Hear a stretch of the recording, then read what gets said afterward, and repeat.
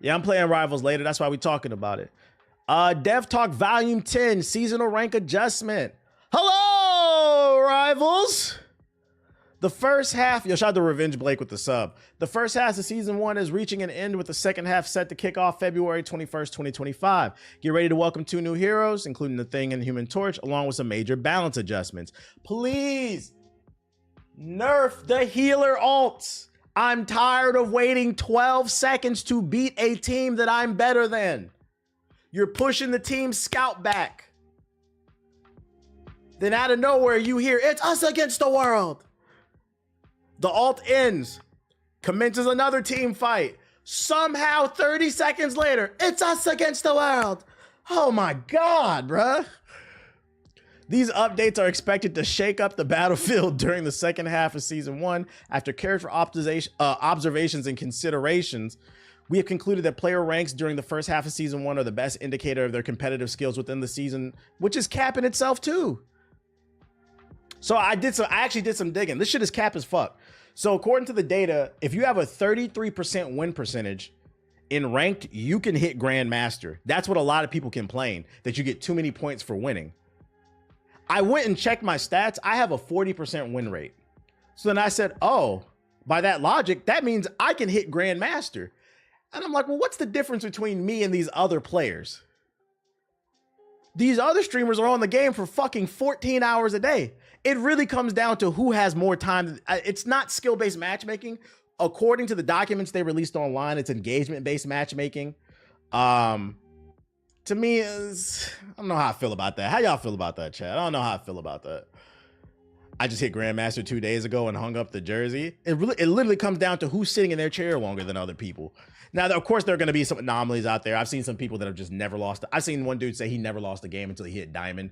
Those players are rare. That's different. But for like the average person who's above average and just trying to grind, like, you're getting sold by randoms more than anything. Let's see what they got. So Season 1, first half rank finalization and rewards. You'll get your rewards. Let's see. First half of Season 1 will conclude on the 21st, which all ranks will be locked in. Players at gold rank or above will receive a costume reward, and players at Grandmaster above will get the 500. The top 500 will obtain a crest of honor. Hitting GM1 from GM3 is the hard part. Win streak multipliers could work maybe. Yeah, like the people who like just never lose, like those demons. Yeah. But for the average person, it literally just comes down to you have enough time. They for real want you to be unemployed. Season 1, second half rank reset on the 21st. Based on your standings at the end of the first half of the season, prepare for a drop of 4 divisions. For example, if you ended the first half at Diamond 1, you'll start at Plat 2. In the second half of the season, we'll be rolling out new costume rewards for gold rank players, along with brand new crests of honor. These crests will recognize players at Grandmaster, Celestial, Eternity, and above. Blah, blah, blah. New rewards. That's cool. They're keeping stuff in there. I just wanted the Sue Storm skin. That's what I said. For most people, just hit gold. Just hit gold and you good. What does engagement-based matchmaking mean? It rewards you for staying on the game longer. It's not about skill. It's a lot of times where like they'll purposely put bad people on your team, and the only way you can win is if you hard carry. And in a team game, I don't know. In my opinion, I feel like it's better to put people who are in E. That's why sometimes you'll be in like a certain rank and it feels like, yo, how the fuck did you get to this rank? Like they're purposely throwing certain people on your team. And the games are always winnable because the data set says it's still always a 50-50 chance. But that 50 significantly, it goes down if you win too damn much. I'll call those games mandated game loss. Yeah, if it feels like the game wants you to lose, a lot of times that's true. Doesn't mean you can't overcome it. It's just going to be a lot harder, basically. Basically, they just want you to sit on the game. From what I've seen, getting the Grandmaster rank, I don't see the point. I started sliding at gold 1 and got off, and I've not been. Let's say, if for most people hit gold, then you'll be fine. Get your rewards. Future seasons and half seasons. Going forward, players can expect to kick off the start with each new season with a drop of 6 divisions at the start of the second half of each new season. I wonder how many characters. They're going to do 2 characters per season after this. I hit bronze 2 and hung it up in the jersey. Yo, speaking of bronze, let me show y'all a video I put in the group chat because niggas swear. I'm not going to lie. Bronze is where I do draw the line. Even though this shit does have engagement matchmaking, if you can't get out of bronze, that's on you. I dropped a 50 bomb in every game. Like that bronze and silver, you can hard carry. That's on you, bro. I seen a TikTok. I was like, yo, do you know we can see your fucking gameplay? The caption is, this is why I'm hard stuck bronze. Hold on, let me see if I can find that shit. Because I'm going to break down why he's hard stuck bronze. It was like earlier in the day too. There it is. There we go. Please, bro. All Please. right. I seen this shit. I put it in the group chat. I'm not trying to be a dick. I don't have a problem with this content creator, but this shit showed up on my For You page. Maybe Please, he's trolling. bro. But in case you are serious, I'm going to explain to you why you are hard stuck bronze. First, we're going to play the clip. Shout out to Project with the sub. Bro, please, bro. Please, bro. Please, bro. Hello, I have 2 fucking healers and nobody's fucking healing me, Mantis. You're doing damage instead of healing your fucking tank, you dumbass. So you're calling your teammate bitches when in reality you weren't paying attention. The reason you're hard stuck bronze is you're playing Venom. You overextended into the enemy line. Now you got low health. So you're running back to your healers, right? And you're saying, heal me. Then you proceed to say, my healers are not healing me because they're too busy fighting. Mantis was not fighting. Your health bar is going up. They were healing you. You overextended. That's why. And then you're blaming there has to be a certain level of accountability. Yes, that bronze. They're literally healing him right there. Also, you could have just swung away. I play Venom. You get your swing back every 8 seconds. He was running for like a good 5 seconds, so he should have had his swing or just about. You could have just swung away, but your healers were healing you. Sometimes the healers do be fucking up, but this is 100% on you. And you're like, you're a fucking bit. Nah, bruh. And I think the crazy part about this clip is you had the audacity to upload it with such confidence. Like the people, there's a reason why like 70% of the audience is still stuck in bronze, and it's because y'all refuse to believe it's you. Just for the record, I'm joking. I'm not bronze. Oh, you good, you good. Did he pop his E? I can't tell because I can't see the rest of his thing right there because it's cut off. Some people don't make it out the G League, and that's all right. What the comments say. Dog, this is your fault. Bro, how? Nobody's healing me. Actively watching your health bar glow green. Like, what some of y'all have to understand, right, is healers can't heal you if you're running straight into a Punisher turret. No amount of healing is going to save you. The shit still hurts. You have to play smart. Maybe bronze really is for some people. They on his ass, bro. Like, they on his ass. This is a rage bait, right? That's why I was like, is he trolling? I don't know, man. Heals or not, especially with Mantis, yeah, the heals or not. So for some of you wondering why you can't get out of bronze, you do have to do some self-reflecting. Me personally, I was blessed enough the other day. I had a GM in my lobby. He was smurfing, and he complimented me. He was like, "Yo, you're really good." He was like, I was like, "You're really good too." The way we started talking, because he wanted to play Storm, and I was on Storm. He's like, "I'm a GM, just trust me." I was like, "All right." I was like, "All right, bro." Long story short, we ended up duoing and partying. We played 3 games after that together. And he was like, "Yo, you're at least a diamond player, bro." He's like, "And I think you could hit GM." He's like, "Your aim is on point."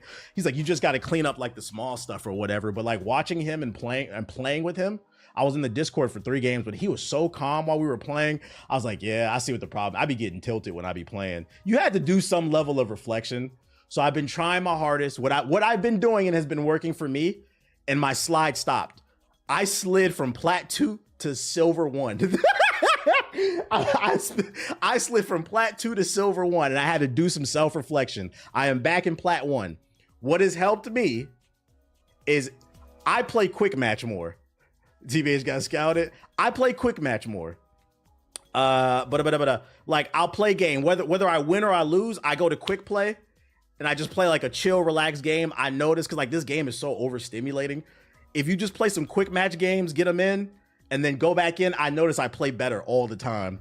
Yeah, I was tilt queuing probably. But yeah, just playing with him, I noticed he was like super calm. He was in spaz and he was just like making suggestions. And then he was just like, even if they don't listen to you and you know it's the right move, just do what you can, basically. At least try to get SVP. I was like, I feel that. For real, I'm a quick play warrior. You got to reset. Tilt Q is real. So like playing with him made me realize I was like, yeah, I'm a good player, but I'm part of the problem too. So like to this person, I would say you're the problem if you're serious with this shit. You're 100% the problem. That's not to say you're not gonna run into some bullshit, but he was like those games where like you get that Spider-Man that goes 3 and 15, just chalk it up to the game, take 5 minutes and get back into the game. Your profile's private, dog. That's lame. Yeah, no, I put it on private because if I ever hit diamond, then so I found this out from TikTok. Matter of fact, let's look at the where's the Marvel Rivals tracker. So I found out from TikTok, if you hit diamond or above, you can ban characters, right? I found out what these niggas do, right? And in my opinion, this shit is cheating. What these niggas do in the diamond and grandmaster lobbies is when it's time to pick characters, people will pull up your stats on their second monitor and they'll look at who you play and then they'll ban it. In my opinion, that's cheating because you're giving yourself an advantage. So I found out if you go into the settings, you can make your stats private. Absolutely, my stats are private. Yeah, they be doing target bans. And then, the crazy part is I went on this website the other day. Look at this shit. Wait, refresh. Oh, well, it's private now. Well, when it was public, I pulled my stats up on this website, right? I had 450 views on my account. I'm like, oh, niggas is looking at my stats too. No. So if you want a tip, go into your settings and make your stats private if you're trying to grind rank, because niggas will target ban who you play. They'll pull it up on the second. I'm like, that's pussy shit, bruh. You didn't beat Jordan. You didn't beat Kobe. You didn't beat LeBron. You're a cheater. I don't respect that shit. I don't respect it. If you beat me at my best, I say GG's, but you're a bitch if you do that shit. So absolutely, I put my account on private. Just in case I ever hit that shit. LOL, had to play big hat. You said where in the settings? I'll show you later. Actually, it's right here. Social settings. So go into the settings, go social, and then change it from everyone. I have mine set to only my friends can see my shit. It's private now. I'm gonna be real. People checking your stats are your fans. It's just in case though. Just in case. Just in case. They do that to streamers all the time. So if you are a high rank, now you know. That's what these nerds be doing. Be like, damn, how'd they know I play fucking Spider-Man? It's because you went 3 and 15 in your last game, but anyways. What else we got for you? Marvel Rivals leaks suggest a PVE mode involving a boss fight against a giant squid is on the way. Yo, shout out to Joel Belly with the sub. We have a update. We have a leak that Marvel Rivals might be kicking. They might be kicking Overwatch while they're down.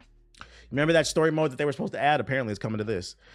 Marvel Rivals has reached that tier of popularity where it has multiple dedicated leakers on social media working together to data mine and share new information found in the game's files. In the case of Marvel Rivals, that information is mostly about increasing horny skins being released all for the women characters, but occasionally there's a hint of something more interesting. Last month, both Rival Leaks and Rival Info suggested a PvE mode was in development, which one leaker based on information from a source and the other from a tag in the game's files. More concrete information has recently come from Rivals Info and Exo Leak, who shared a video of a giant squid creature believed to be a boss from a mode called Infinity Crisis.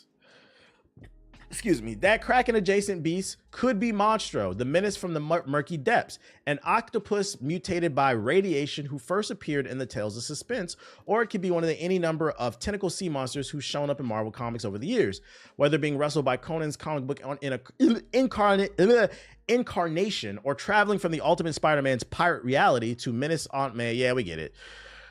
Since the model from the leak video seems to be a placeholder asset, it's tough to say where it's from. It'll take or where it's going to be in Marvel Rivals. Namor's cousin, I guess. It could be from the bottom of the ocean. So because they found this, I don't know if I want to, whatever. It's a fucking image. Oh no, they ain't showing nothing. Oh, no, I'm not showing a video. It was a picture. I wouldn't care. Well, because they found something in the code, people are thinking that it's coming. Doesn't mean it's confirmed. It's just a rumor. How do y'all feel about a potential PvE story type of mode? Is that y'all cup of tea? I know a lot of people were upset about that and Overwatch 2 not being available. Don't tell the deep about this. Ultimate dick rider type of comment, but okay. What are you talking about?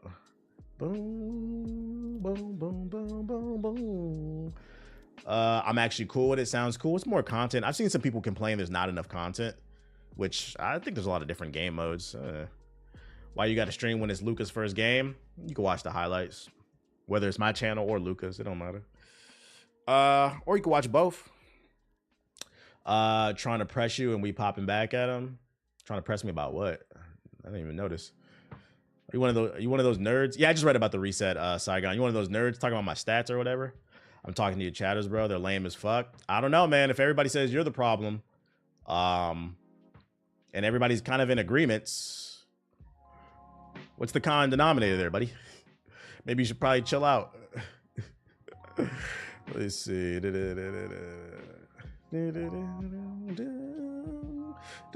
You said there's always one. Luka was a top 500 Overwatch player. Now he's a top 500 Laker. Yeah, he's being a dickhead. Everybody chill out. Everybody chill out. It's not that serious. Chill out. Let's see. What's this right here? Daredevil Born Again showrunner Dario Scarpatine says the show is super violent for Marvel Disney Plus show. Good. There's a moment in it that's just absolutely batshit and the way past anything in the Netflix has ever done. I mean, it should be.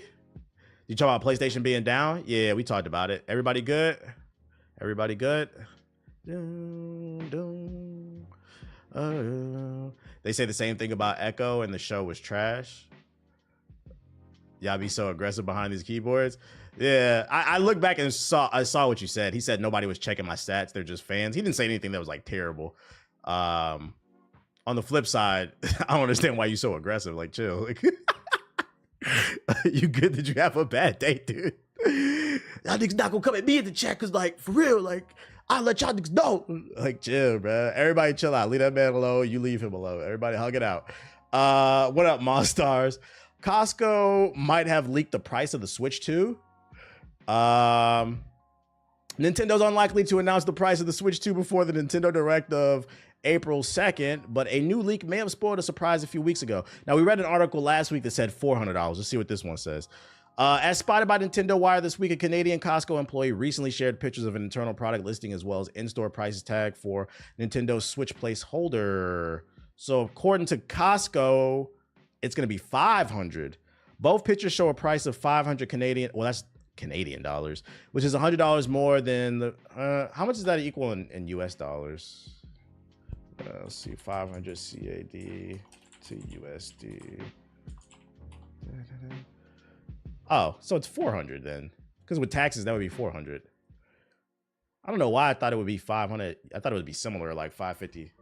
Oh, that's not. Oh, so it kind of corroborates that it's going to be $400. And other news, what's everyone's take on the things designed in Fantastic Four? I seen some people. Oh yeah, tariffs. You're right.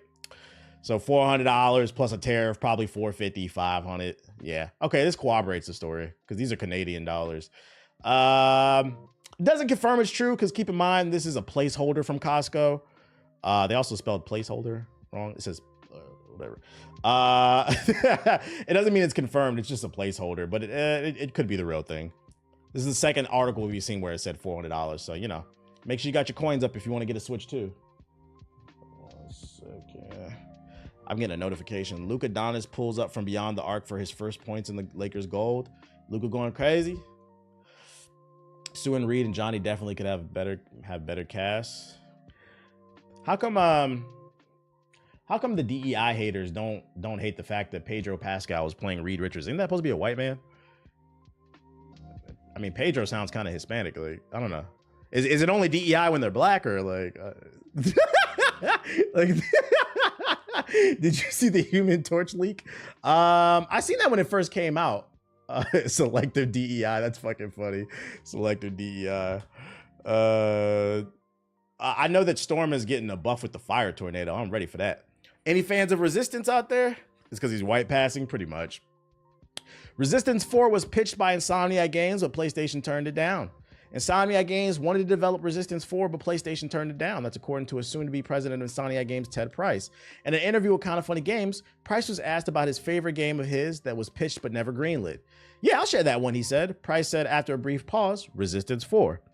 He continued, we did pitch that one and it was a wonderful concept, and it just, in terms of timing and market opportunity, didn't work out. But it was a result of a lot of the Insomniac team members being passionate about extending the story further, because I do believe that Resistance was set up a really cool alternate history base where anything could happen with the Chimera and where they go and what their origins are. Price said that they spent a lot of time working on backstory and brainstorming where the series could go in the future. Maybe they'll release like the artwork or something one day, like the backstory.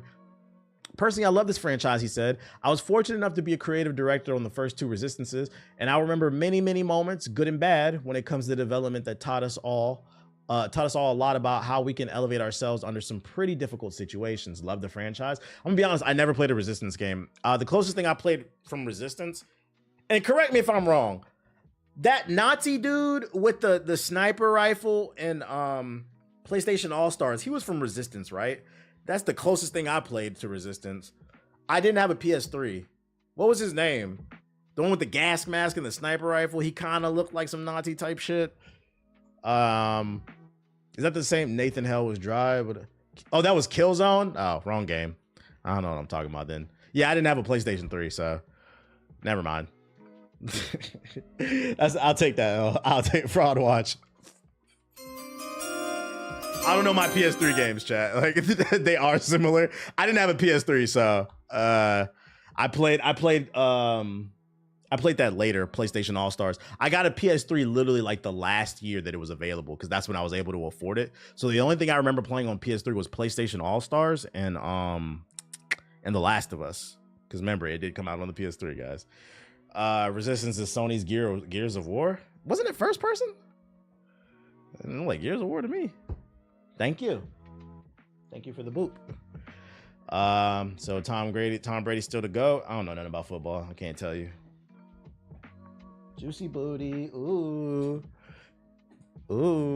Now they're getting gears. Now you guys can have the real thing. So Sony fumbled. It depends. I don't know. What's the temperature out of 10? What 10 being super excited. What would you want for Resistance 4?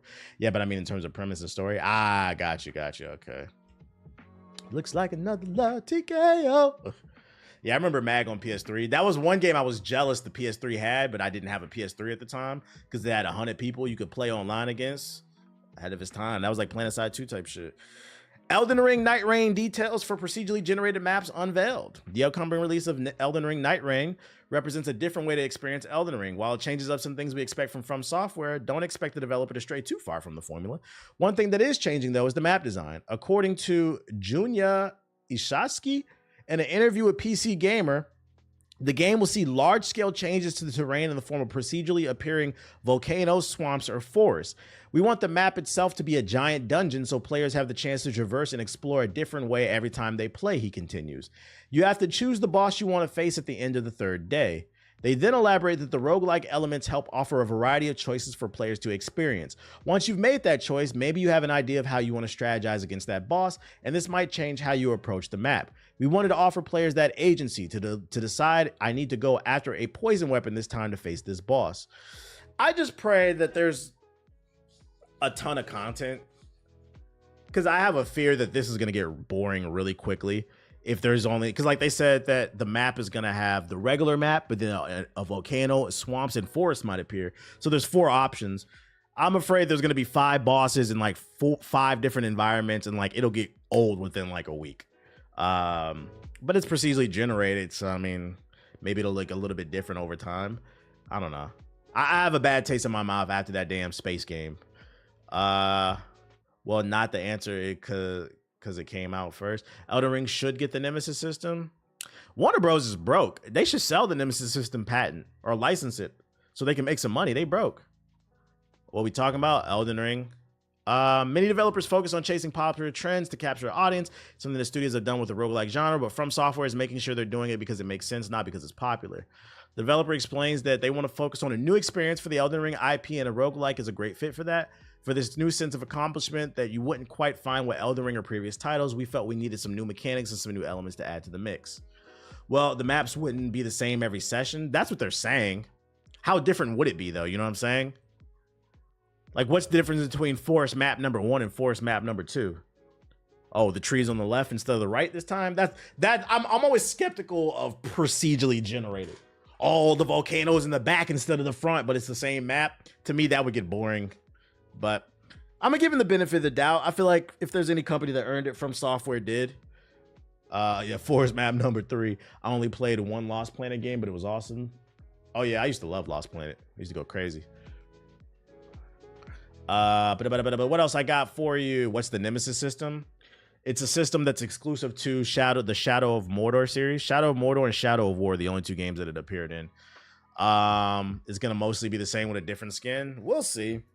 Basically in Shadow of Mordor, you're fighting these orcs, and let's say you stab one of the orcs in the eye, right? You're about to kill him, the orc can run away. And then 10 hours later, 2 hours later, it happens at the most random time. It would be in the middle of a boss fight. That same orc would reappear and say, "Hey, pussy, you remember me?" Or no, what he would actually say, he would say, "Ranger." That's what he would actually say. And that same orc would show up with an eye patch. And he'd be like, "Ranger, you remember me, bitch?" You be in the middle of a boss fight. This nigga will jump you with the... It was so cool because it created beef within the game. So it made the game very dynamic because you think X is about to happen, but then Y is added to it. Very unique. No game has ever done that besides that shit. It was very fun. And it never got boring. And you would have beef with like 5-6 different people at a time. But you can control the one, have them fight each other, and they got rivals and stuff. Yeah. That was a great system. Dead ass. Being dead ass. If you've never played Shadow of Mordor, if you like Batman Arkham, you'll like Shadow. Shadow of Mordor is literally Batman Arkham meets Assassin's Creed, but add the Nemesis system in there. I'd recommend probably Shadow of Mordor over Shadow of War, just because like Shadow of War is the second game. It's good, but it has like some pay to win elements in it. So the first one was probably a little bit better. It was the original 20v1, pretty much. They need to license that system out so they can make some money. They broke. It was a great system that never got to shine due to greed. Yep. Valve bans all Steam games that force players to watch advertisements. Valve has implemented new rules around advertising, explicitly prohibiting games that force players to watch in-game ads. What games are y'all playing where they got ads? The new rule from Valve, available online and first reported by Games on Linux, confirms that while cross-promotion and product placement are permitted, games that force players to watch or engage with advertising in order to play are not. Nor should developers use advertising as a way to provide value to players, such as giving players a reward for watching or engaging while advertising in their game. They said keep that mobile shit the fuck off the PC. Roblox, do they really have ads in there?